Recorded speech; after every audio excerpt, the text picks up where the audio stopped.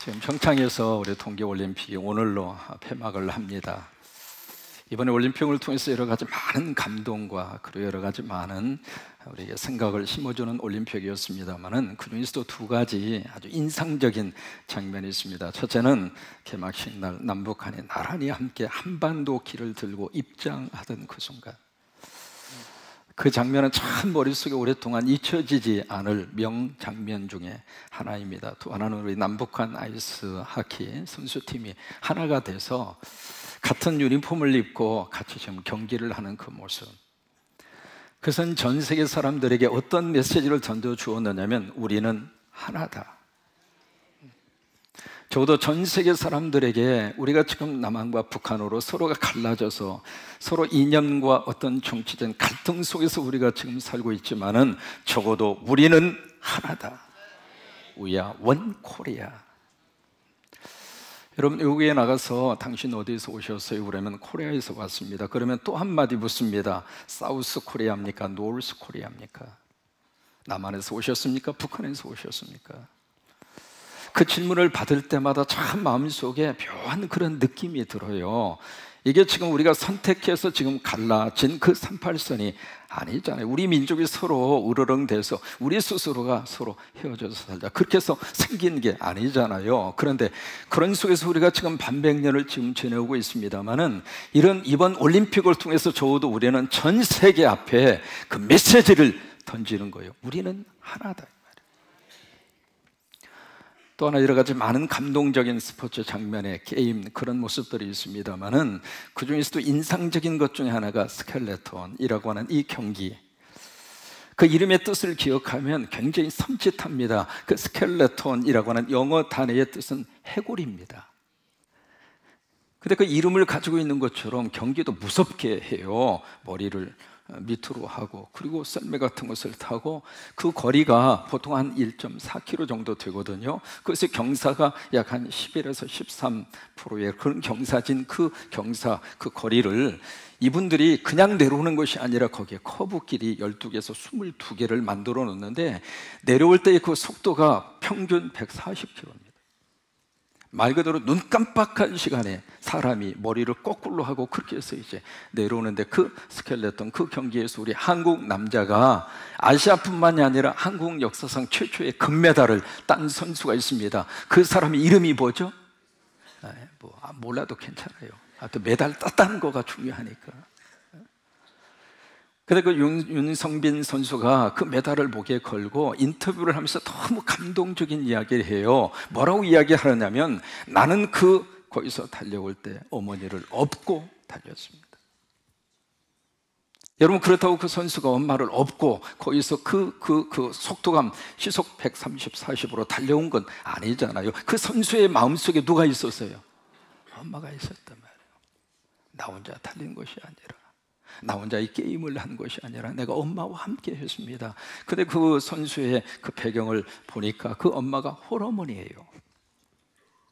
홀어머니로서 그 아들 하나를 희망으로 안고 그 아들이 어떻게 해서든지 하고 싶어하는 이 운동을 엄마로서 최선을 다해서 후원하고 그리고 도와주고, 그 선수가 그 자리에 서기까지 얼마나 많은 눈물을 흘리고 얼마나 많은 땀을 흘리고 얼마나 많은 수고를 했을까. 여러분, 공짜로 드는 법은 없어요. 근데 그 자리에 서는 순간 그 윤성빈 선수는 누구를 생각했는가? 엄마를 기억했어요. 지금 나 혼자 힘으로 여기 서 있는 것이 아니라, 내 능력으로 여기에 서 있는 것이 아니라, 그리고 나의 실력으로 이 자리에 서 있다고 착각하지 않고 내 뒤에는 엄마가 있었다. 나는 그 엄마의 사랑을 잊지를 못했고 그 엄마를 위해서라도 내가 최선을 다하겠고, 결국 그래서 여기에서 엄마를 행복하게 해줄 수 있는 방법이 무엇일까, 그 생각을 하면서 철저하게, 그래서 내가 엄마를 업고 나는 이 경기를 했습니다. 그 말을 할 수가 있었던 거죠. 사람이 어느 정도 정상에 올라가면 참 묘하게 착각합니다. 스스로의 노력과 스스로의 실력에 의해서 이 자리에 딱 서 있다라고 하는 착각을 할 수 있는 가능성이 참 많아요. 착각과 실수는 개념 자체가 다릅니다. 이렇게 비교를 해볼까요? 실수는 고기를 먹다가 혀를 깨물으면 그건 실수입니다. 근데 착각은 뭐냐면 처음부터 혀를 고기라고 생각하고 씹어먹어. 그건 착각이에요. 실수한 경우에 있어서는 실수했다고 하는 사실을 깨닫는 순간 그 실수를 고칠 수 있습니다. 왜요? 사람은 누구나 다 실수할 수 있잖아요. 그러니까 실수했다고 하는 것을 인정하면 실수는 얼마든지 고칠 수 있습니다만은 착각은 고쳐지지가 않아요. 그래서 착각 시리즈 유머가 있습니다. 서로 데이트하는 남녀는 무슨 착각을 하느냐면 결혼만 하면 불행 끝 행복 시작, 그렇게 착각을 하고, 아가씨들은 무슨 착각을 하느냐면 자기는 절대로 아줌마가 안 된다고 착각을 하고, 남편들은 무슨 착각을 하느냐면 집에서 살림하는 아내가 집에서 아무것도 안 하고 놀고 있다고 착각하고, 아이들은 무슨 착각을 하느냐면 때를 쓰면 자기가 원하는 것을 무엇이든지 얻을 수 있다고 착각을 하고, 엄마들이 착각을 하는 것은 우리 자식이 IQ는 높은데 공부를 안 해서 성적이 안 오른다고 착각을 하고, 대학생들은 무슨 착각을 하느냐면 자기가 철들었다고 착각을 하고, 또 하나 마지막으로 누가 착각을 하는가, 이 말을 들으면서 자기는 아니라고 착각하고. 오늘 성경을 읽으면서 무슨 생각을 했느냐면 여기 나귀가 등장을 하고 있잖아요. 여기 새끼 나귀라는 말이 4번 등장을 합니다. 그런데 이 나귀를 딱 보면서 무슨 생각이 들었느냐면 이 나귀가 착각에 빠질 수 있는 가능성이 있겠구나, 그 생각이 들었어요. 지금 예수님이 예루살렘에 입성하기 전에 감람산, 거기에 베다니 동네, 거기에서 예수님의 제자 둘을 건너편, 그 건너편은 벳바게입니다. 그 가까운 거리거든요. 그 동네로 예수님이 두 제자를 보내면서 어느 집에 가면 거기에 나귀 새끼가 매어 있을 것이다. 그러면 그 매어 있는 나귀 새끼를 풀어가지고 나한테 가지고 와라. 그러면 틀림없이 그 옆에 있는 사람이 당신 왜 남의 나귀를 풀어가지고 가십니까? 그렇게 질문하면 내가 필요해서 지금 데리고 끌고 오라고 이야기를 했다, 그렇게 이야기를 해라. 그러면 그 사람이 그것을 풀어주리라, 그 이야기를 하세요. 여러분, 이 과정을 우리가 가만히 들여다보면서 무슨 생각을 해볼 수 있느냐면, 그 새끼 나귀를 하더라도 지금 누가 모든 과정 속에 역사를 하고 있는가, 하나님의 섭리 가운데 그 새끼 나귀를 끌고 오는 거예요. 우연히 지금 데리고 오는 게 아닙니다. 어떻게 하다 보니까 그 나귀 새끼를 끌고 온 것이 아니라 그 나귀 새끼를 하나님이 쓰시도록 지금 누가 역사를 하시고 있는가, 하나님이 역사하고 있는 거예요. 우연히 되어진 일이 아니란 말이에요. 우리의 삶의 모든 과정 속에서 영어로 말하면 해퍼닝이라고 하는 것은 없어요. 하나님의 섭리와 뜻 가운데서 이루어지는 거예요. 이 예배, 하나님이 우리를 부르셔서 예배하고 있는 거예요. 어떻게 하다 보니까 여기 와서 앉아있는 게 아니라고요. 성가대 하나님이 여기 택하셔서 앉게 하셔서 성가대 가운 입고 예배 드리는 거예요. 어떻게 하다 보니까 성가대까지 올라온 게 아니에요. 우리 삶의 모든 여정 속에 하나님의 섭리가 있어요. 하나님의 역사하심이 있어요. 나귀 새끼를 하더라도 그렇게 하셔서 나귀 새끼를 예수 그리스도에게 지금 데리고 온 거예요. 데리고 왔는데 여기 나귀 새끼를 보시면은요, 7절에 보세요. 어떤 진풍경이 벌어지게 되는가. 7절에 보시면, 그래서 나귀 새끼를 예수님에게 끌고 왔어요. 왔는데 제자들의 겉옷을 벗어서 그 위에다가 얹어 놓습니다. 예수님이 잘 타실 수 있도록, 어떤 쿠션 역할을 할 수 있도록 겉옷을 위에다가 얹어 놓고 예수님이 이제 나귀 새끼의 등을 타잖아요. 타는데 8절에 보면 많은 사람들이 자기의 겉옷을 벗어서, 그 겉옷을 벗어서 지금 어디다 까느냐? 길에다 까는 거예요. 그 다음에 그것으로 끝나지 않고 그 다음에 또 다른 많은 사람들의 들에서 벤 나무까지, 일반적으로 종려나무입니다. 그 종려나무를 가지고 와서 길에다가 쫙 지금 펴고 있는 거예요. 마치 지금 무엇을 연상시키느냐면 레드카펫을 까는 거예요. 그래서 자기가 걸어가는 그 길 위에 그런 진풍경이 벌어지고 있는 거예요. 그것으로 끝나지 않고 9절에 보시면 앞에서 사람들이 가고 뒤에서 사람들이 따라, 수없이 많은 사람들이 지금 따라오고 있습니다. 따라오는데 지금 따라와서 뭐라고 소리를 지르는가? 뭐라고 소리를 질러요? 호산나. 큰 소리로 뭐라고 질러요? 크게 뭐라고 질러요? 호산나. 찬송하리로다. 이 찬송하리로다라고 하는 것은 영어로 말하면 헬라어로는 마카리오스, 블레시드, 축복이 있다 그 말이에요. 누구에게 지금 복이 있는가? 여기 두 종류를 말합니다. 첫째로 주님의 이름으로 오시는 분, 그분이 누구냐면 예수 그리스도예요. 예수님에게 복이 있다 그 말이에요. 그래서 예수 믿는 사람에게 복이 있는 거예요. 나에게 복이 있는 것이 아니라 예수님에게 복이 있는 거예요. 그 복된 예수님이 내 안에 들어오시니까 내 안에 복이 있는 거예요. 그래서 두 번째로 10절에 보시면 찬송하리로다, 똑같은 단어예요. 마카리오스, 영어로 말하면 blessed, 축복이 있을지어다. 뭐에게 축복이 있는가? 우리 조상 다윗의 나라요. 그 나라가 무슨 나라냐면 예수님이 오셔서 통치하는 나라, 그 나라가 천국입니다. 이런 역사가 지금 벌어지고 있는 거예요. 벌어지는데 여기서 두 가지로 우리가 질문을 해봅니다. 첫째로, 왜 나귀일까? 예수님이 예루살렘에 올라오실 때에 여러 가지 모습으로 올라오실 수가 있잖아요. 말 타고 오시거나 걸어서 오시거나 품 잡고 오실 수 있잖아요. 그런데 예수님이 나귀 새끼를 타고 오시는 거예요. 그 이유를 마가복음에는 기록이 되어져 있지 않습니다만은 마태 21장 4절에 가서 보시면 그 이유를 성경이 우리에게 밝혀주고 있습니다. 21장 4절에 보시면 이렇게 말씀을 하세요. 이것은 누가? 선지자들을 통하여 하신 말씀을 어떻게 하려 하심이라? 이루려 하심이라. 그 선지자가 바로 누구냐면 스가랴입니다. 이사야 그리고 스가랴. 그러니까 스가랴 선지자를 통해서 지금 벌써 주전 550년 전에 하나님이 스가랴라고 하는 하나님의 종을 통해서 말씀을 하신 거예요. 무슨 말씀을 하셨는가? 장차 메시아 예수 그리스도가 나귀 새끼를 타고 예루살렘에 입성하리라. 그 말씀을 550년 전에 하셨는데 그 말씀이 응답되고 그 말씀이 이루어지도록 예수님이 나귀를 타고 오셨다 그 말이에요. 여기 두 가지의 패턴이 있습니다. 첫째로 뭐가 있었는가? 말씀을 하셨어요. 말씀을 하셨어요. 지금 누가 말씀하셨는가? 스가랴가 말씀을 했어요. 근데 스가랴가 스가랴의 말을 한 것이 아니라 누구 말을 한 거예요? 하나님의 말씀을 한 거예요.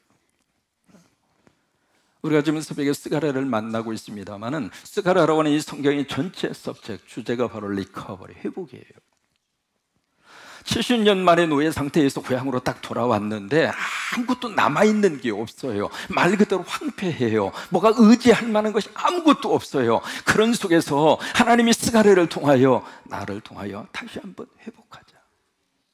살다가 보니까 무너졌어요. 살다가 보니까 흔들려요. 처음에 그런 관계로서 시작한 게 아니거든요. 부부의 관계 처음부터 싸움하려고 만난 게 아니거든요. 근데 살다가 보니까 감정이 상하고 조그만한 일에도 성질이 나고 뚜껑이 열리고 그 자체가 바로 심각하게 무너진 거잖아요. 그 자체가 지금 흔들리고 있는 거잖아요. 그런 우리들의 삶의 자리 위에 하나님이 말씀하시는데 나와 함께 다시 회복하자 이 말. 이게 스가랴가 가지고 있는 주제예요. 근데 그 말씀을 하시면서 스가랴서에 가장 많이 나오는 말씀의 패턴이 있습니다. 그 패턴이 바로 뭐냐면 만군의 여호와께서 가라사대. 그러니까 스가랴의 말이 아니라 그 말이에요. 하나님의 말씀이에요. 하나님의 말씀을 스가랴를 통해서 하나님이 하신 거예요. 여러분 설교가 자상령의 말로 들으면 설교를 통해서는 얻을 게 없어요. 근데 저를 통해서 하나님의 말씀으로 그 말씀으로 내 안에 들려올 때 그 말씀이 내 인생을 새롭게 한다. 여러분 설교를 들으실 때마다 그 은혜가 임하게 되기를 주의 이름으로 축원합니다. 그러니까 데살로니가에 있는 성도들이 그 믿음이 있었어요. 너희가 나의 말을 들을 때에 인간의 말로 받지 아니하고 하나님의 말씀으로 받음이니 진실로 그러하도다. 믿는 자 속에 역사하시느니라. 그래서 하나님이 스가랴를 통해서 하나님 말씀하신 거예요. 이것을 영어로 말하면 to speak, 그렇게 말할 수 있죠. 하나님께서 말씀을 하신 거예요. 그 다음에 두 번째로 이 말씀하신 내용이 어떻게 하려 하시냐면 이루려 하심이라. 이것을 영어로 표현하면 to fulfill 이라고 하는 말을 써요. 그러니까 하나님이 말씀하시고 그 말씀하신 것이 이루어진다 그 말이에요. 이것을 다른 말로 말하면 하나님이 말씀하셨다고 하는 것을 뭐라고 표현하는가? 언약이라고 그래요. 그 다음에 이루신다라고 하는 이 말씀을 다른 말로 말하면 성취입니다. 이 두 가지의 것이 성경을 떠받치고 있는 기둥이에요. 성경은 하나님이 말씀하시고 말씀하신 대로 이루어지시고, 하나님이 말씀하시고 말씀하신 대로 이루어지고, 믿으시면 손 들고 아멘! 우리 콩고 친구도 벌써 눈치가 있어요. 2부 예배 시간에 손 들어라고 그랬거든. 다시 손 들어. Raise your hand, your right hand. 오케이. 내리라고 할 때까지 내리면 안 돼요. 자, 내리면서 아멘. 이게 성경을 떠받치고 있는 기둥입니다. 우리가 시편에 있는 말씀 가지고 새벽에 총진군을 해서요, 새벽에 하나님께서 우리를 도와주시리라. 하나님이 말씀하셨잖아요. 하나님의 to speak, 우리에게 말씀을 하셨잖아요. 그 말씀대로 하나님이 도와주신다고 하는 것이 내 삶 속에서 이루어진다고 하는 것을 믿으니까 새벽을 나와서 깨우고 기도하는 거예요. 그래서 이 성경의 패턴에 의해서 예수님이 다른 것을 타고 예루살렘에 오실 수도 있지만은 to speak, 말씀하신 대로 to fulfill, 이루어지도록. 그래서 나귀를 타고 오신 거예요. 근데 지금 나귀가 타고 오는데 지금 사람들이 막 외치는 소리가 있습니다. 지금 뭐라고 외치느냐면 호산나라고 외치고 있는 거예요. 근데 이 호산나라고 하는 말이 헬라어예요. 신약 성경을 쓴 언어로 호산나. 근데 이것을 히브리어로 말하면, 히브리어 발음은 어떻게 들었냐면 호슈야 나예요. 한번 해보실까요? 호슈야 나. 이게 히브리어 발음이에요. 그럼 이 호슈야라고 하는 히브리어에서 나온 단어가 무슨 단어냐면 여호수아 라고 하는 단어가 호슈야라고 하는 이 말에서 나왔고, 그 다음에 여기서 나온 말이 예수예요. 그리고 여기 말씀 속에 어떤 의미를 담고 있는가? save, 구원이라고 하는 말이 이 단어 속에 담겨져 있는 거예요. 그리고 이 나라고 하는 뜻은 지금이라고 하는 뜻이에요. 그러니까 지금 이 사람들이 외치고 있는 그 호산나라고 하는 그 단어의 뜻은 지금 우리를 살려주세요, 그 말이에요.